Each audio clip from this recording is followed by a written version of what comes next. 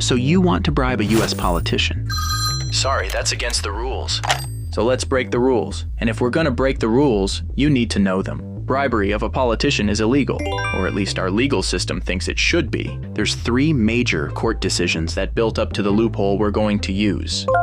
Because a mistake was made along the way that legalized the bribery of any US politician.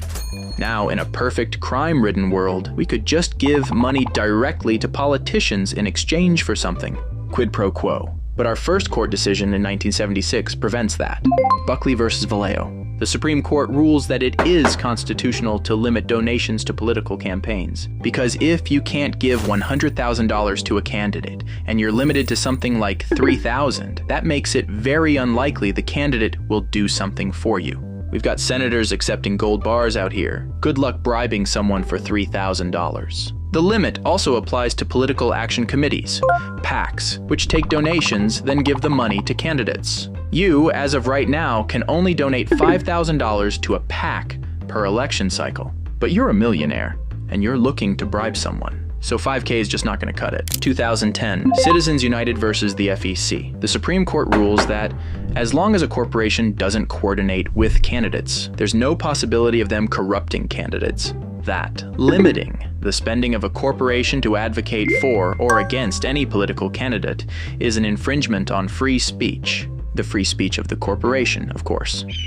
This overruled the 1990 Supreme Court decision that said it was constitutional to limit corporations' spending on elections, because if corporations could spend as much as they want to promote candidates, it would distort the political process.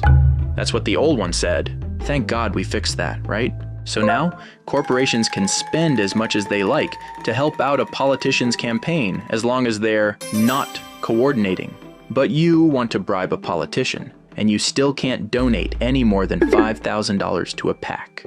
Those limits are still there. So we need our third court case, speechnow.org versus the FEC, also in 2010, almost immediately after Citizens United, with Citizens United ruling that independent expenditures by corporations have no risk of corrupting an election.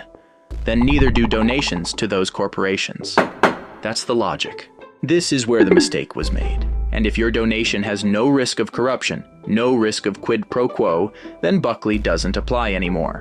It's unconstitutional to stop you from donating as much money as you want to a corporation, and it's unconstitutional to stop a corporation from spending that money on their own. Important note, this wasn't a Supreme Court ruling. It never reached the Supreme Court because the Attorney General didn't think it would be important. So, if you set up a political action committee, but it doesn't coordinate with any campaign, any candidate, people can donate as much as they want.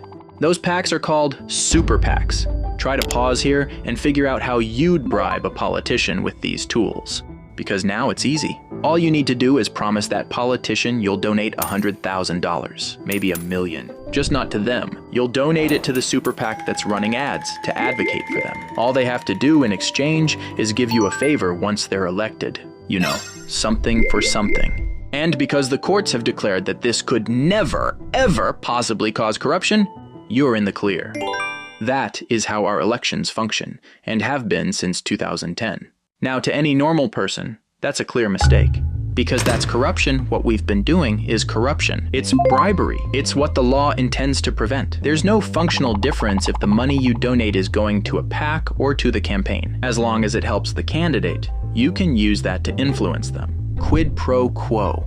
It's a clear oversight. This is why most of the spending on modern campaigns doesn't come from the campaigns anymore. It comes from super PACs. Super PACs funded by the rich to buy politicians. The solution is putting those donation limits back, and they can be, once the Supreme Court overrules the court that declared these limits unconstitutional. But until that mistake is fixed, this is your up-to-date guide on how to bribe a politician.